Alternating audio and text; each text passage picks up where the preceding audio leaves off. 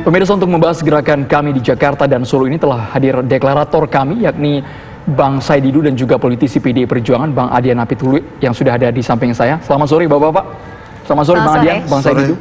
Baik, kita langsung ke Bang Said Didu. Cepat sekali nih Bang Said Didu. Selang 2 hari kami bukan hanya deklarasi di Jakarta, tapi sudah ekspansi sampai ke Solo. Bahkan kami menamakan judul kami ke Markas Jokowi deklarasi kami ini Bang. Tujuannya apa sebenarnya begitu cepatnya?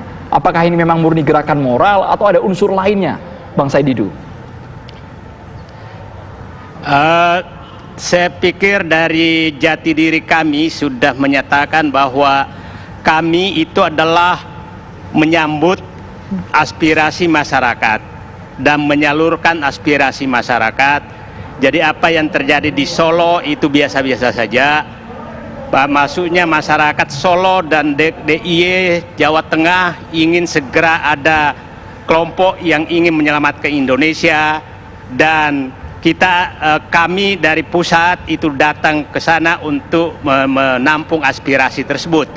Jadi tapi berbagai daerah juga sedang persiapan, di luar negeri juga sedang persiapan untuk berjuang bersama. Jadi menurut saya ini biasa-biasa saja. Kita bersyukurlah bahwa ternyata banyak sekali rakyat Indonesia ingin negaranya selamat. Itu kita harus syukuri.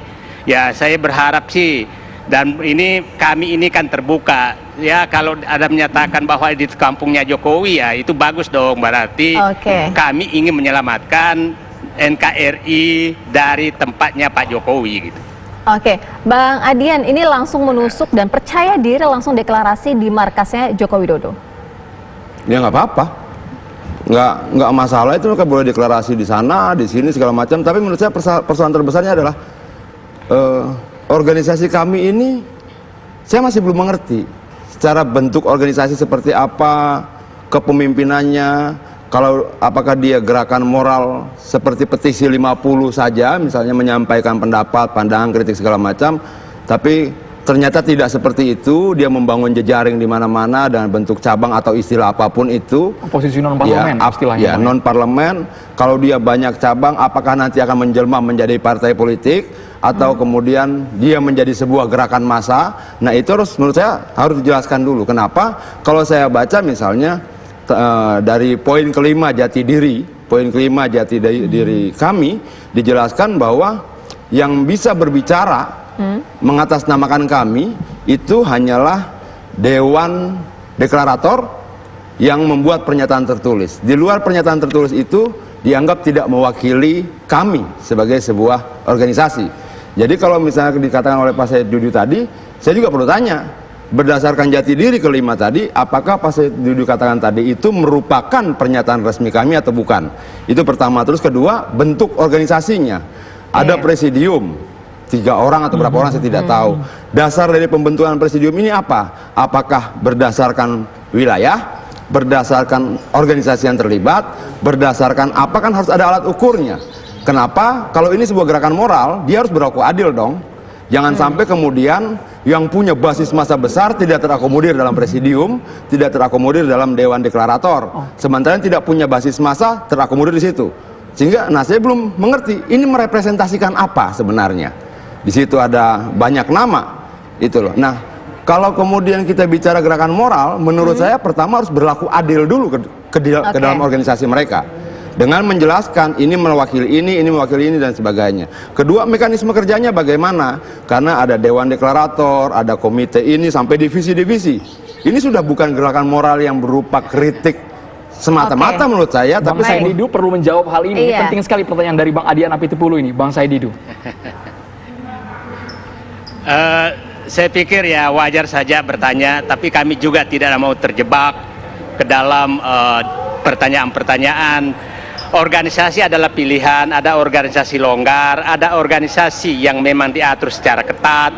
Yang jelas bahwa kami adalah organisasi longgar yang punya hitab perjuangan yang sama. Yang dimaksud Pak Adian tadi adalah apabila ada pernyataan yang bertentangan dengan deklarasi atau kesepakatan daripada Dewan Deklarasi, Dewan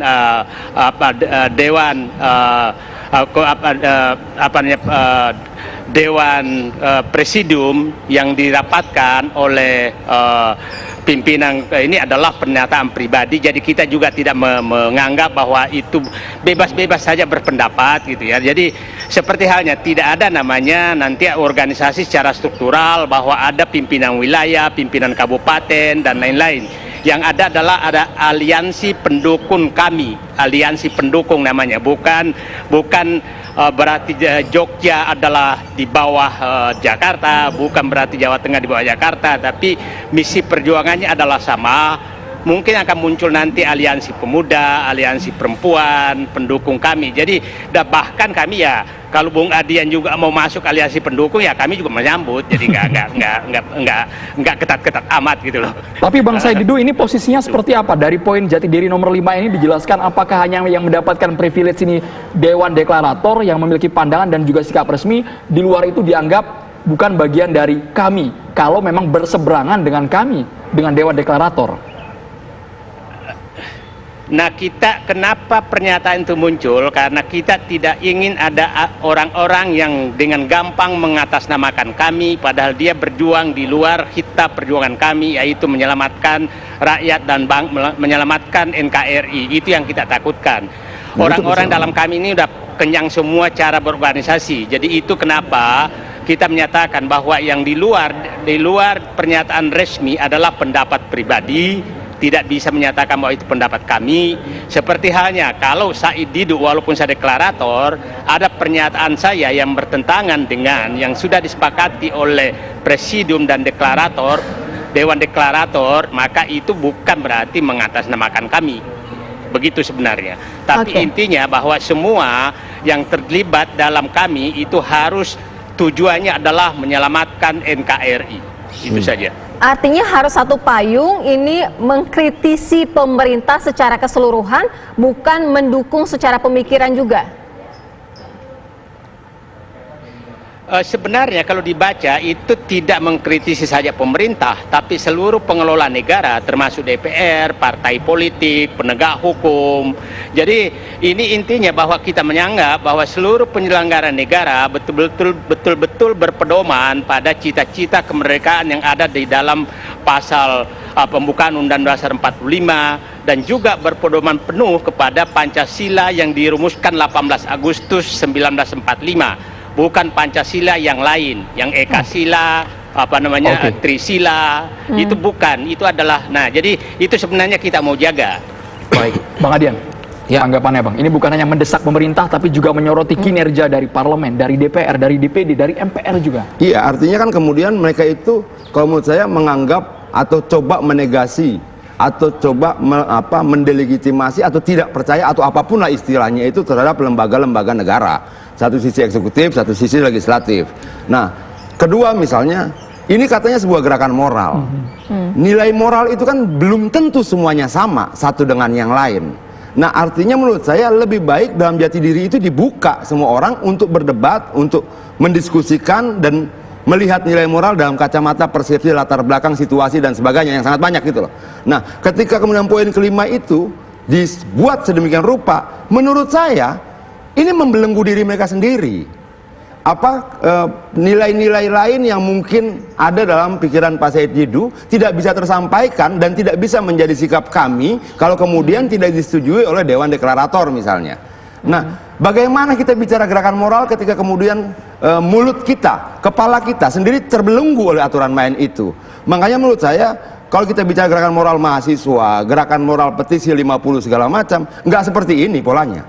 Itu loh, mereka tidak membangun jaringannya, mereka bersuara. Kekuatan mereka adalah kata-kata, pikiran, ide, gagasan. Artinya sebenarnya tidak apa-apa mengkritisi dan juga menjadi oposisi? Bukan, artinya bertentangan antara kata gerakan moral itu dengan kerja yang dilakukan. Kerja yang dilakukan, jati diri yang dibuat, dan sebagainya ini menurut saya kontradiktif dengan kalimat kami ini gerakan moral. Gerakan moral itu tidak akan membangun tidak akan terlalu peduli dengan kekuatan jaringan, membangun aliansi pendukung dan sebagainya gitu loh. Ini kan seolah-olah pola yang sama waktu kampanye kemarin kan, kampanye presiden, kampanye pilkada, nanti ada sahabat ini, ada aliansi pendukung ini sudah keluar. Tapi kan mereka memiliki barisan yang sama, sebuah tujuan yang sama untuk sama-sama mengawal jalannya pemerintah. Kalau menurut saya untuk menyamakan ide dan gagasan itu butuh proses panjang. di mana dilemparkan dulu wacananya petisi 50 tahun 80. Itu sekian lama dia berproses. Wacananya diuji oleh rakyat, benar atau tidak. Nah sekarang proses pengujian wacana ini kapan terjadinya? Tiba-tiba deklarasi, lalu di Solo dilakukan, di sini dilakukan segala macam. Ini gerakan moral di mana ide dan gagasan dilemparkan, lalu rakyat menilainya sendiri, atau gerakan yang apa gitu loh? Bang Said mengatakan Bung Adian tidak tahu katanya. Bang Said. Bung Adian tidak tahu proses kami dan tidak perlu kami jelaskan ke Bung Adian. Oh, Bung bukan, Adian menyatakan tadi bahwa ini persoalan proses itunya. Yang saya persoalkan adalah saya minta Anda jangan motong-motong saya nggak motong Anda, ya. Loh, saya tadi lagi bicara dipotong. Jadi saya tidak pernah. Anda menyatakan tadi mendelegitimasi lembaga negara. Saya 32 tahun di dalam dan berhadapan dengan Bung Adian yang lama sekali. Saya tidak pernah menyatakan Anda berjuang dulu mendelegitimasi lembaga negara. Itu normal saja di dalam demokrasi. Tapi lucunya saat Anda di dalam kekuasaan, Anda menganggap selalu yang berbeda dengan pemerintah adalah mendelegitimasi adalah lembaga negara. Itu menurut saya lompatan pemikiran yang bertolak belakang dengan perjuangan Bung Adian selama ini. Itu mohon kembali lagi lah ke Bung Adian yang dulu gitu. Kalau menurut saya, baik. Nanti kita lanjutkan Bang salah satu Adian. persoalan itu adalah ketika berkata pun dikecam seperti ini. Oke, kita dalami nanti usai jeda. Tetaplah bersama kami di Kabar Petang.